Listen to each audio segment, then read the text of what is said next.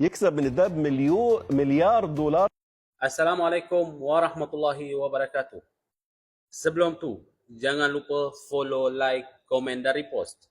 Hari ini saya nak berkongsikan dengan yuran satu video daripada pengurusi Parti Ummah di Sudan. Apa yang dia kata tentang Hamidati, ketua RSF di Sudan. Dengar sampai habis.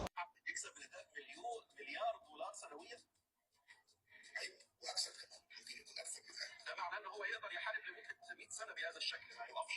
ده كلام خطير جدا. انت بتقول كلام بس ان دوله جنوب السودان اعطت لحميدتي 340 مليون دولار في يناير 2023 يعني قبل الحرب بشهور قليله.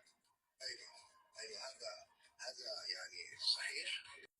Ramai nanti akan tanya, apa yang dia cakap bang? Apa yang dia cakap bang? Saya akan terjemah. Apa yang dikatakan oleh ketua atau pengurusi Parti Ummah di Sudan, dia bocorkan satu rahsia sebenarnya yang luar biasa. Apa dia?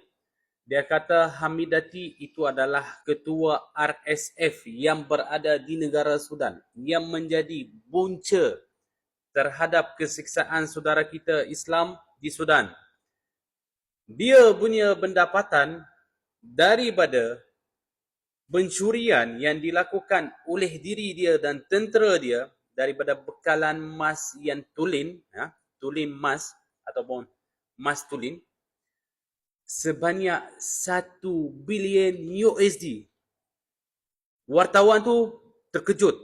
Dia kata, kalau begitu, maksudnya RSF ini punya kemampuan untuk berperang beratusan tahun tanpa ada masalah kewangan. Itu baru daripada emas saja dah 1 bilion USD.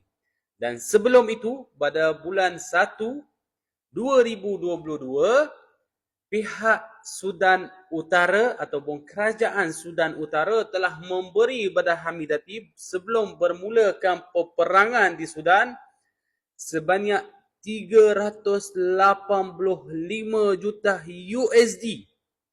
Dan di situ kita boleh lihat, kalau kita berkali ganda dengan RM berapa banyak.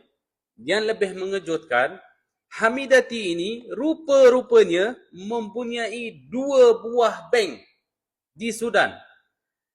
Yang lebih dahsyat, dia pernah bagi pinjaman pada tahun 2020 kepada kerajaan Sudan sendiri. Jadi korang bayangkanlah bagaimanalah punya kewangan yang dimiliki oleh Hamidati. Kerana itulah dia makin lama makin kuat dan dahlah punya pendapatan tinggi, dapat lagi sokongan daripada negara-negara asing yang ada kemawahan di Sudan. Wallahu alam. يكسب من الذهب مليار دولار سنويا.